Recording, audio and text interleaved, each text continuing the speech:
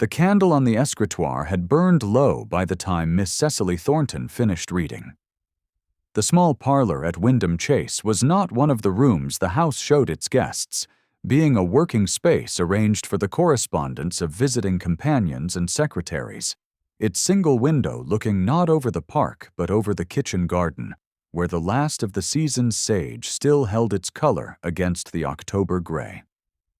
A fire had been laid that morning and had subsided to a bed of steady coals. The candle stood alone on the writing table, and by its light Cecily had read the Duke of Ravenswick's letter twice, the pearl-handled penknife her father had given her lying open, beside the broken seal on the green-painted wood. The letter was correct in every particular of form. It was addressed to her by name. It used language that was, within the conventions of its kind, entirely civil. It asked her, in the third of its 7 careful paragraphs, to make arrangements to depart Wyndham Chase by the close of the week, citing the comfort of all parties and the specific requirements of the present gathering, which required, it said, certain adjustments to the present company. It did not specify her offense. It did not need to, because the offense it implied was simply the offense of her being present, and not sufficiently invisible about it. She read it a second time to be certain she had not misunderstood. She had not misunderstood. There was a sound in the corridor. The door opened and the Duke of Ravenswick came in without knocking. He was tall and spare in his morning coat, and his face when he came in was the face of a man who expects to find compliance already underway. Cecily held the letter over the candle flame. The paper caught at the lower right corner, a small orange thread that traveled upward with the patience of something that has been waiting for permission. She held it steady. The flame climbed the paragraphs in reverse, consuming the measured instructions and the civil language and the request for her convenient removal, and she held the paper until the heat reached her fingers, which it did at the line that said, "Comfort of all parties." And then she set what remained in the grate, and watched the last bright thread of it go dark. In the room, there was no sound. She turned. The Duke of Ravenswick stood 3 feet inside the doorway. His face was still. His eyes were on the grate. He was the kind of man who, in most circumstances, had the advantage of any room he entered. In this room, he did not. The specific quality of his stillness suggested he was aware of this, and had not yet determined what to do with the information. She met his eyes. He met hers. She picked up her father's penknife, closed its small blade, and placed it in her pocket. She curtsied, the precise curtsy of a companion to a duke, calibrated to exactly the degree his rank required, and not a fraction more. She walked past him through the door and into the corridor, and did not look back. Behind her, the October morning was very quiet, and the coals were very steady, and the ash in the grate held the ghost of its shape for a long moment before it finally released and fell. What he stood in front of, in the parlor she had left, was the first honest thing that had happened to him in 2 years. And he did not yet have the word for what it was.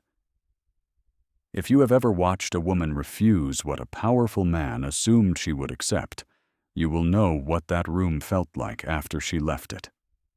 Stay with her story. Her hour was coming, and it would arrive sooner than she expected. The house party at Wyndham Chase had assembled 4 days before that morning under the particular October sky that the Northamptonshire countryside produces only once or twice each autumn, when the light is level and clear and the park stands in it with the confidence of something painted rather than grown. The Duke of Ravenswick had not been in residence when the first guests arrived. This was known because his absence was the first organizing fact of the party, the thing around which all other social arrangements arranged themselves, the way smaller craft arrange themselves around a harbor that has not yet produced its expected vessel. Lady Constance Alderton, the Baroness Alderton, had been among the first to arrive. She was 71, handsome in the architectural way of women who have been beautiful for so long that the beauty has become structural rather than decorative, and she was partially deaf in the left ear, which she compensated for by the simple method of being the primary source of conversation wherever she went. She had been invited on account of her long friendship with the Duke's father's sister, Lady Dorothea Fane, and she had brought with her, as she brought everywhere, Miss Cecily Thornton.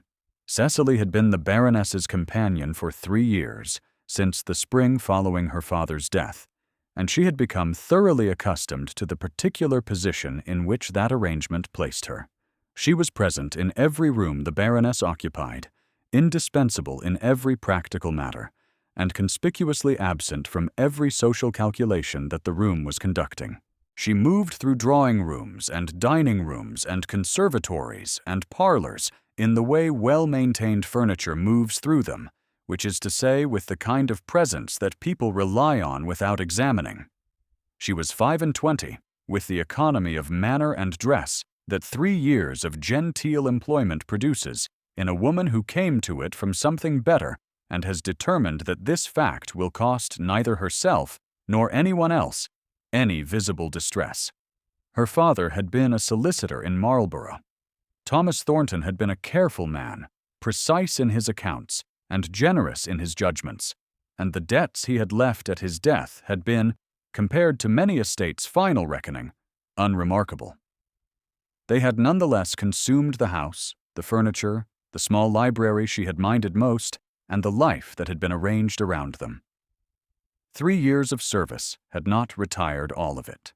Some portion of it, she suspected, would always remain, less as financial fact than as the specific gravity that attaches to the knowledge of what has been lost and will not be recovered. Lady Dorothea Fane was already at Wyndham Chase when the Baroness's party arrived, having come 2 days ahead with a company of her own. She was 64 and formidable in the way of a woman who has exercised social authority so consistently and for so long that she had ceased to distinguish it from correct behavior. She had arranged the party's guest list and its purposes. The purposes were not stated. They were understood by all parties to center on Miss Arabella Stowe, who was 24, and the daughter of Lord Stowe, and possessed of the confident expectation of a woman who had been told since childhood that she was the correct choice. Miss Stowe was beautiful, elegantly dressed, and moved through the staterooms with the ease of a woman who considered their eventual ownership a reasonable projection of present arrangements. She was not unkind. She was, in Cecily's assessment, a woman who had been shaped entirely by the expectation of a particular life, and who was therefore precisely as admirable and precisely as limited as that expectation permitted.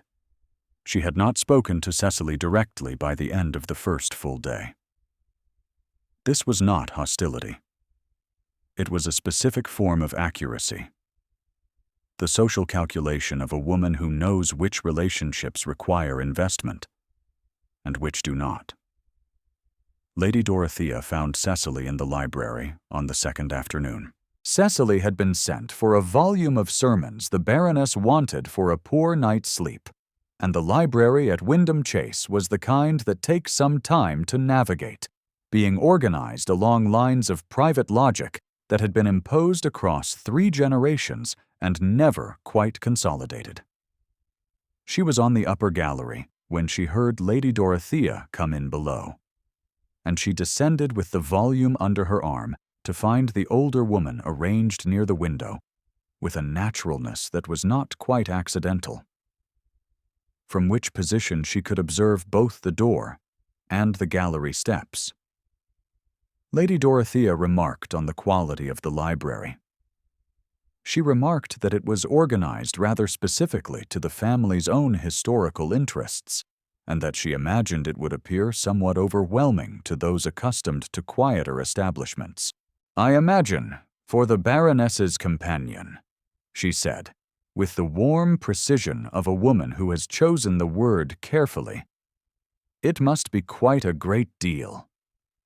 Cecily named the volume she had found, noted that it had been exactly where the catalogue indicated, and withdrew. The Duke arrived on the third morning. Cecily saw him first from the upper corridor landing, at an angle that permitted observation, without being observed. He crossed the entrance hall below with his steward at his shoulder, and the footmen realigning themselves along the walls as he moved, the house reordering its geometry around him with a precision that spoke to long habit. He was taller than she had expected, darker in coloring, and his face, when it was not arranged for company, was not cold, exactly, but still, in the way of a man who has learned to spend himself carefully. He had been a widower for 2 years.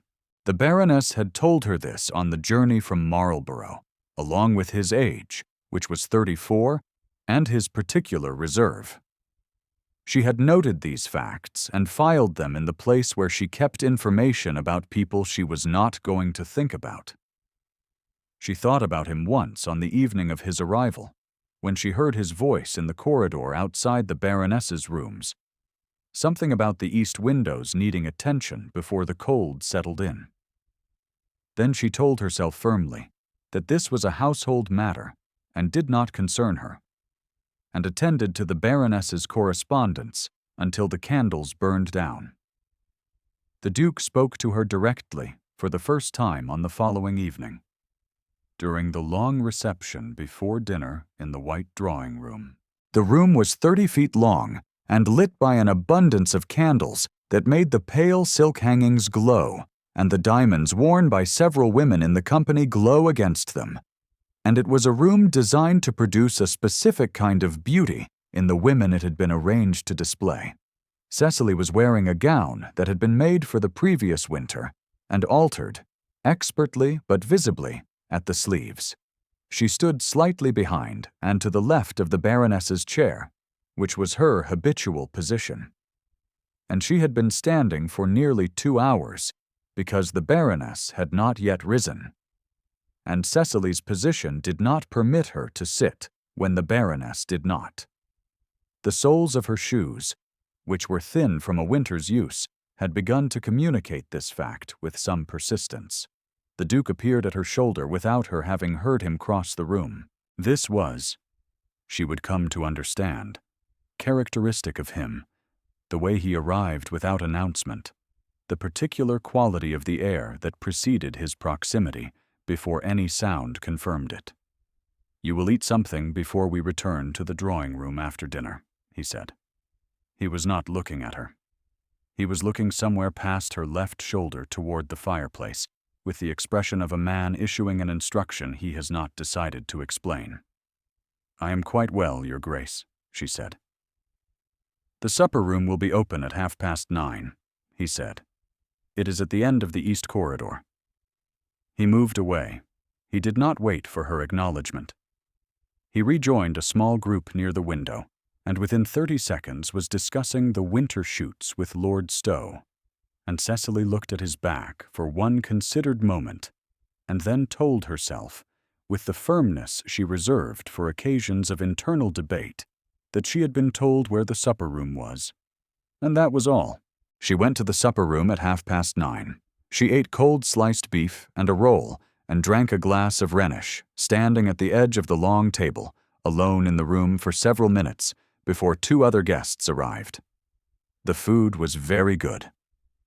She stood there and thought about the instruction she had been given, and the specific form it had taken, which was the form of a man who protects by command because he does not yet know how to protect by acknowledgement. And she folded the thought carefully and put it away. That evening she heard Lady Dorothea's voice through the study door, which she had not known was ajar. She was walking quickly, returning to the Baroness with a plate that had been requested, and then reconsidered, and the voices came through the door clearly before she had time to make the proper social adjustment of becoming inattentive. "She is merely the Baroness's companion, Edmund," Lady Dorothea said. "She has no standing here. Whatever she has chosen to observe or arrange, She does it without authority. I would appreciate your speaking to her directly." A pause.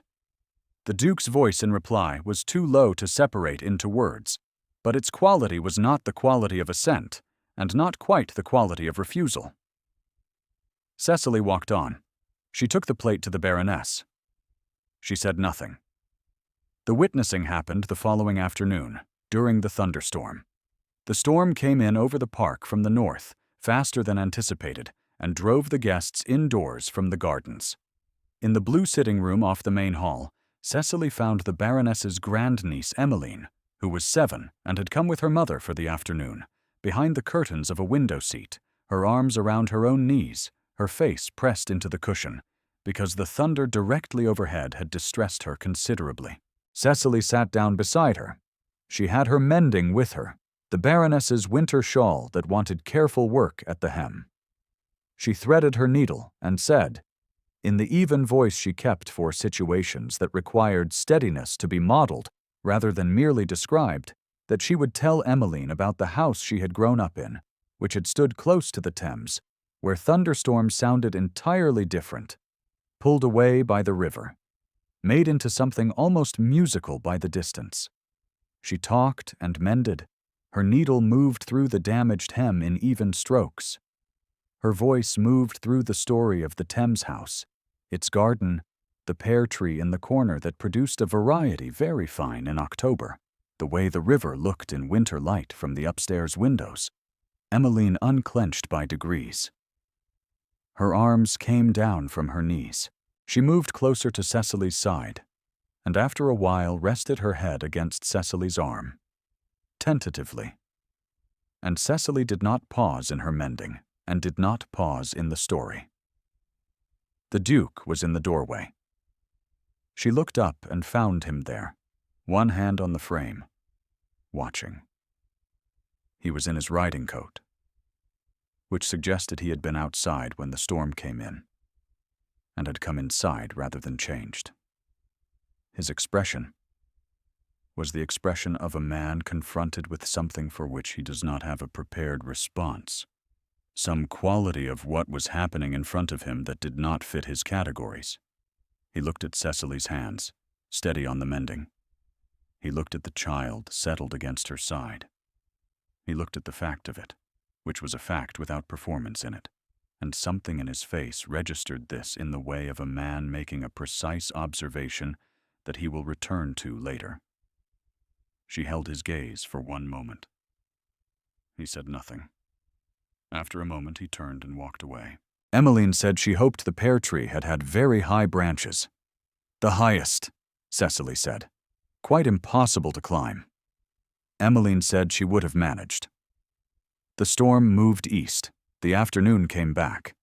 In the 2 days that followed, the Duke's behavior altered in the way of a man who has decided something without having yet decided to act on it, which is to say imperceptibly to anyone not paying close attention, and in ways that could individually be explained as coincidence, but which together produced an arithmetic that could not be attributed to chance. He was present in rooms she had not expected to find him in. He appeared in the morning room when the Baroness was there, and Cecily was at the writing table.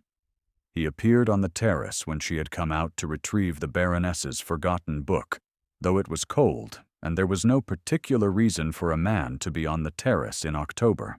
He had come to the library while she was working through the catalogue the Baroness had wanted checked, and he had taken down a book from the western shelf and read it for 12 minutes in the chair near the window, not speaking and not leaving. She was aware of where he was in rooms without looking. She was aware of this awareness, and displeased by it. "Step back from the window, Miss Thornton," he said one morning in the east corridor, where she had been standing near one of the long sash windows. "The latch on this one does not hold. The gardener has been notified, but not yet come." She was 18 inches from the window. She stepped back. He walked on.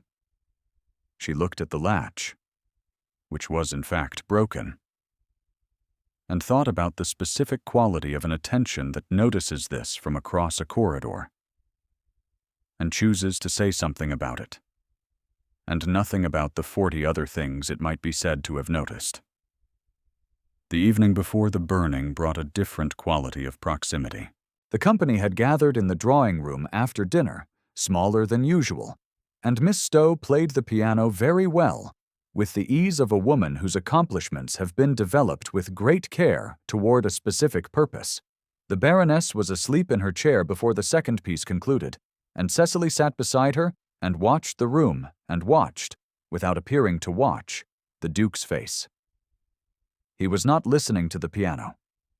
He was watching the candles on the mantel, 2 of which had guttered and gone out while a third continued with perfect steadiness, and his expression was the one she had no word for, the one that was the absence of every performance he was otherwise conducting.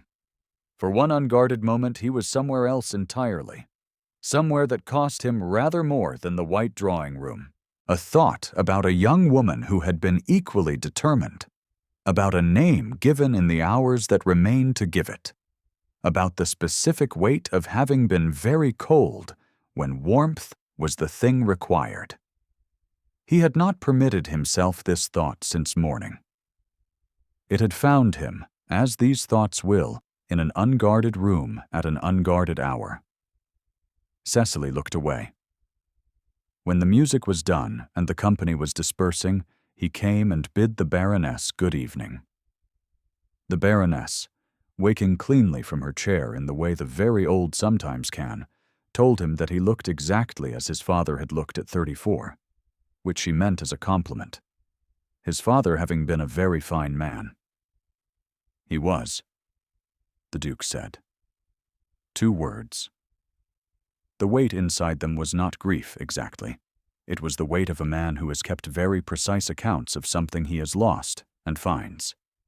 Still, that the ledger does not balance in any way that produces comfort. If you have stayed this far with these 2 careful people, leave a quiet word in the comments. They were both, in their separate ways, keeping exact accounts of something they had almost given up expecting to recover. The next morning, the letter arrived. A footman brought it to the small parlor. Cecily opened it with her father's penknife, the pearl handle cool and familiar in her palm. And she read what was inside twice, and the rest of that morning has already been told. What happened after she walked out of the parlor was this.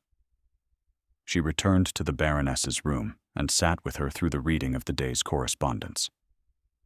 She answered 3 notes in the Baroness's voice. She arranged the mended shawl around the old woman's shoulders. She listened to the Baroness discourse on the general unworthiness of duck at dinner and the disappointing tendency of housemaids in large establishments to conflate noise with thoroughness, and she agreed where agreement was required and deflected where deflection was kinder. She did not mention the letter. She did not mention the Duke.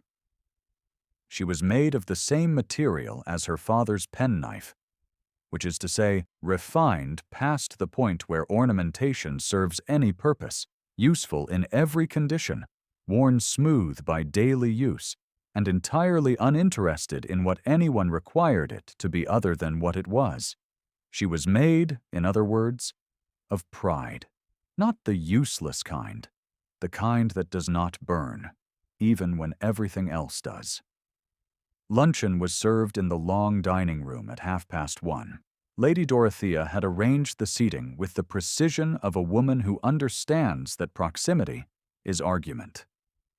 She sat across from the Baroness. She placed Miss Stowe at the Duke's right. She placed Cecily beside the Baroness, which was correct and could not be challenged. The first 2 removes went unremarkably. The soup was duck-based, which the Baroness ate under protest. The fish course produced a discussion of the northern estates. Cecily ate and listened, and was, as she had long since learned to be in such rooms, present to everything and attached to nothing. It was during the 3rd remove that Lady Dorothea began. She addressed Mrs. Penniford initially, in the carrying voice of a woman who intends to reach the full table while appearing to address only her neighbor. She spoke about the estate's management, about the particular care required in a house of Wyndham's size and consequence, about the solicitorial matters that inevitably attended such an establishment, about the fact that a solicitor had been seen at the park gate 3 weeks ago, which under ordinary circumstances would be unremarkable, except that certain inquiries had produced information suggesting the visit had been arranged not by the estate's own man of business, but by someone acting without proper authority. "I am afraid," she said, in the measured pause that followed a small sip of water, "that the companion has misunderstood her position in this house." The table heard it. Cecily saw the hearing of it move across the assembled faces, in the way sound moves across water, a ripple outward from the source, taking everything with it. She saw Mrs. Penniford's rapid blinking. She saw Miss Stowe, 3 seats away, with her eyes on her plate, and the particular stillness of a person who has been told to expect something and has now observed its arrival. She looked at the Duke. He was looking at his glass. He was not going to speak. She saw this with the clarity of a simple fact, as plain as the grain of the dining table, and she put it in the same register as all the other plain facts she had accumulated in 4 days. She looked at the table and thought about her father's penknife and what it was made of. The subject changed. Dessert was served. The afternoon moved on. That evening, coming back from the Baroness's rooms, she met Mrs. Radford in the corridor. The housekeeper was 60 and had the face of a woman who had learned professional neutrality over many decades of service in houses where the principals did as they liked and the staff managed the consequences. It had not quite managed the afternoon. "I thought you should know," Mrs. Radford said. "Miss Stowe was in the east sitting room this afternoon with her mother. She told her mother you were just a companion, and the companions have no right to opinions about estates." Cecily thanked her. Mrs. Radford walked on. She stood in the corridor with the Baroness's door 10 feet away, and the label's 3 separate voicings assembled now in her mind, like evidence that has finally been fully collected. Merely the companion, in the Duke's own study. The companion has misunderstood her position, before 20 witnesses at luncheon. Just a companion and nothing more. To someone's mother, in a sitting room. The label had traveled the full circuit of the house. It had visited every register of dismissal available in this world. It had arrived, patient as weather, at every place she occupied. She was aware that she was tired. She went in to the Baroness and sat with her through the evening's reading. The old woman fell asleep to a chapter about grace under social difficulty, which Cecily noted without comment. After the Baroness was settled, she went to her own room and sat down at the traveling desk. She wrote 2 paragraphs. The first explained Mr. Carver's visit. He had come at the Baroness's own request to review the witnessing of a bequest to a village charity. Cecily had arranged the appointment and had walked to the park gate herself because the Baroness's knees would not permit the distance. She enclosed Mr. Carver's letter of acknowledgement, which she had kept in her correspondence file as she kept all correspondence, because her father had taught her that an accurate record costs nothing to maintain and everything to lose. The second paragraph tendered her resignation, effective at the week's end, with gratitude for 3 years of employment, conducted with consistent kindness. She folded the note, addressed it to the Baroness's steward, and sealed it.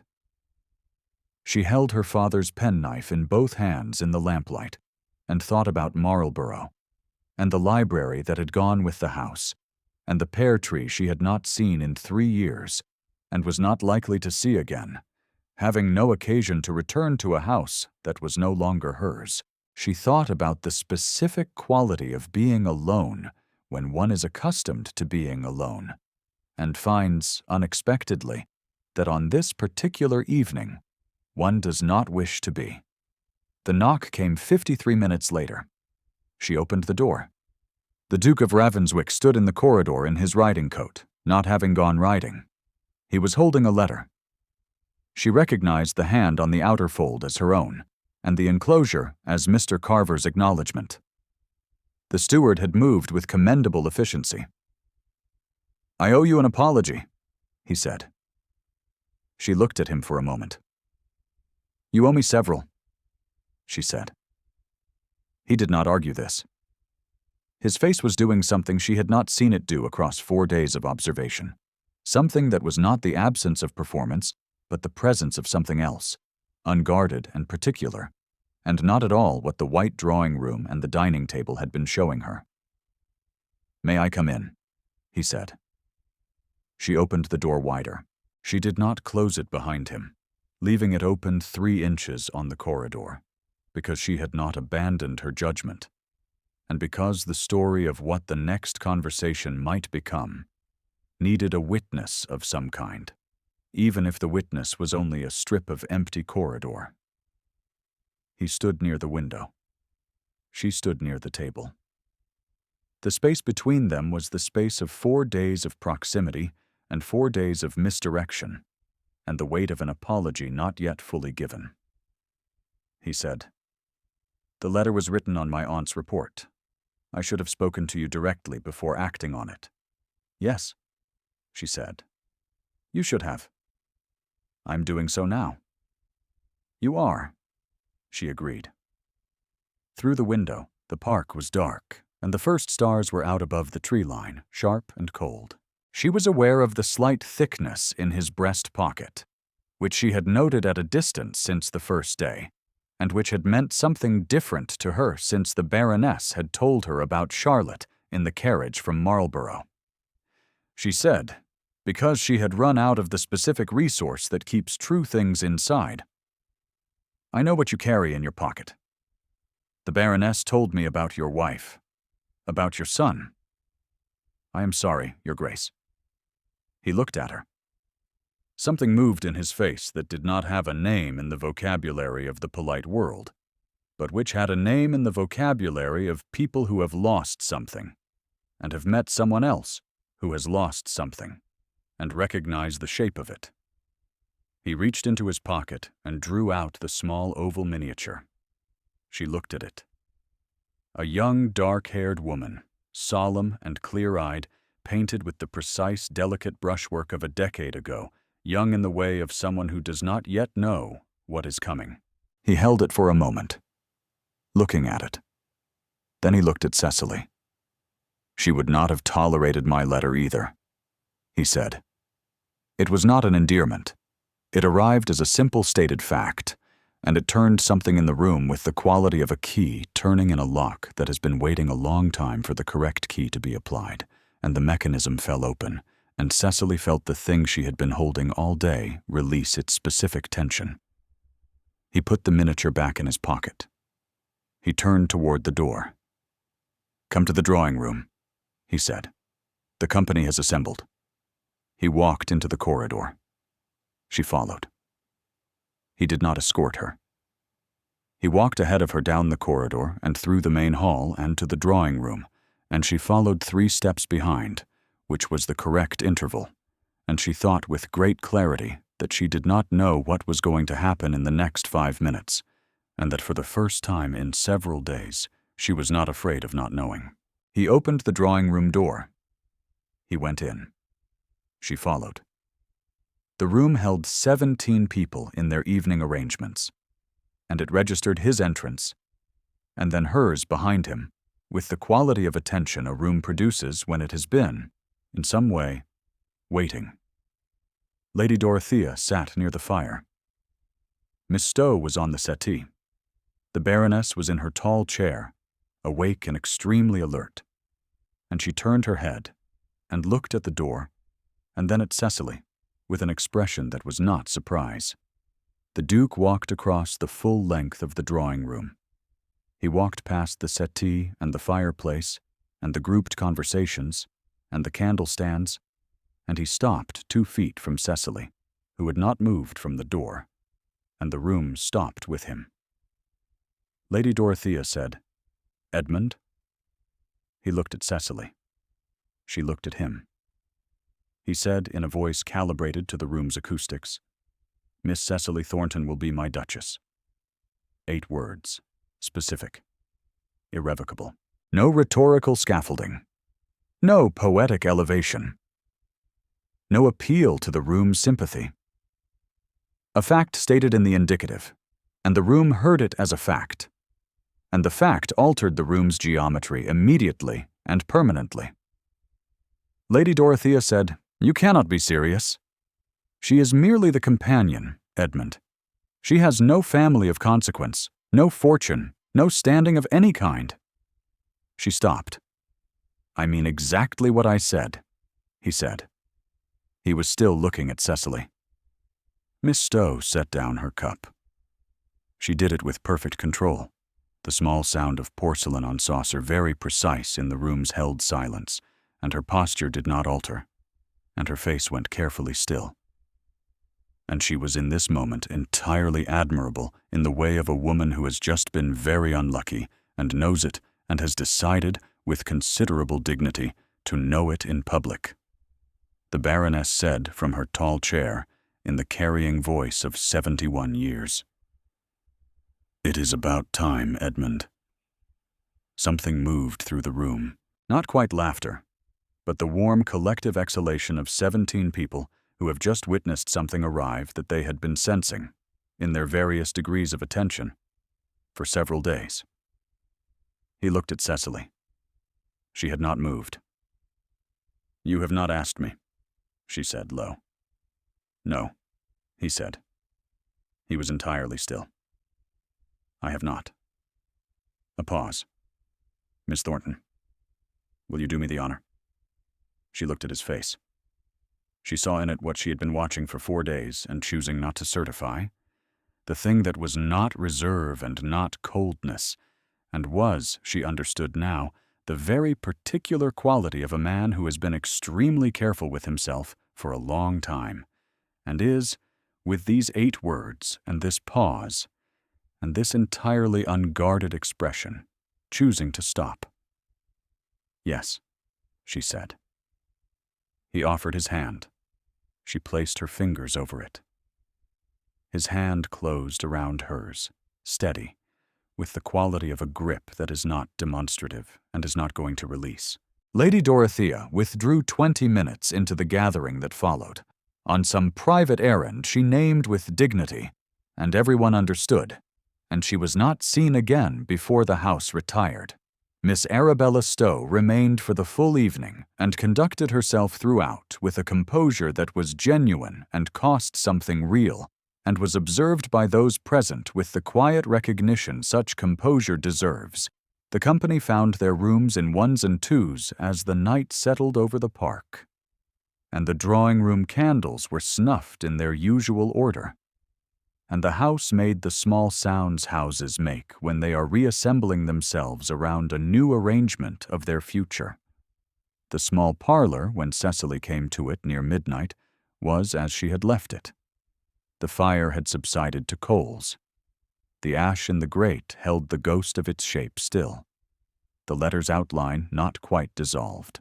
She stood in the doorway for a moment and looked at it with the equanimity of someone who has done something she does not regret. She sat in the chair by the writing table. The Duke came in 10 minutes later and sat in the other chair, the one with the uneven leg that no one sat in, because it was the other chair in the room and he was, she had come to understand, a man who sits in the available chair rather than asking for a better one to be found. He looked at the grate. She looked at the grate.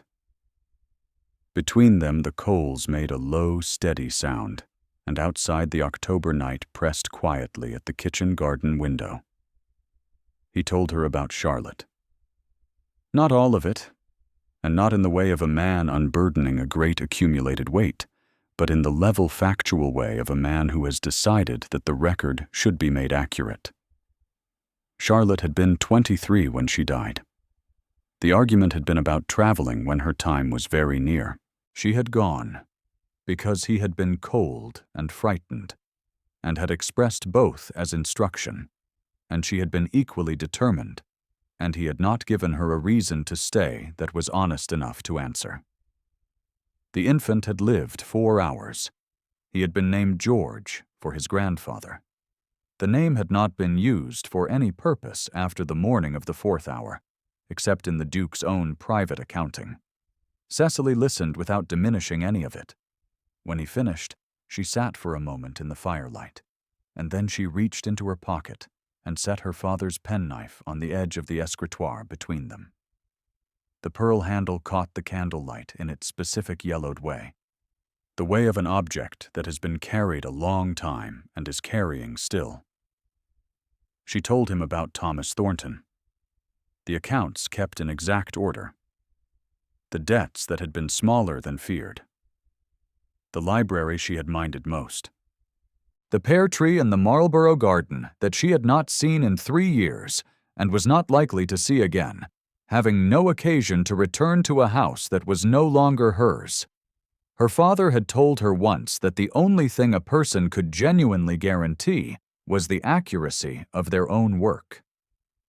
She had kept this as an operating principle, even when its application had proved difficult. He was in debt when he died, she said, which is an awkward epilogue to that principle. I think the principle holds regardless. He was quiet for a moment, looking at the penknife. Then he said, Cecily. He had not used her given name before. He said it the way he said everything he meant, which was once and levelly, and without any performance of the weight it carried. She looked at him. He reached into his breast pocket and set the miniature beside the penknife on the escritoire. They sat with the 2 objects between them, the pearl-handled knife and the small oval portrait. The evidence of their respective losses arranged on the green-painted wood in the small parlor above the kitchen garden, and outside the October night lay over the park in the particular stillness that follows a change that is real and permanent and will not be revised in the morning. The fire was steady. The coals gave their low warmth. The candle burned with the focused patience of something that has been given enough material to work with and intends to use it fully. She did not need to tell him what her father's penknife meant. He did not need to tell her what the miniature meant. They sat in the small room while the house settled around them, and the penknife lay with its pearl handle casting its specific light, and it was the quality of a room in which 2 people have finally been accurate with each other after a long time of being very careful, and have found, in the accuracy, something they had stopped expecting to find. Thank you for staying with this story to the end. If Cecily's particular kind of steadiness moved something in you, leave a quiet word in the comments below. There are more women like her here, with more hours that are coming, and they will be ready when you are.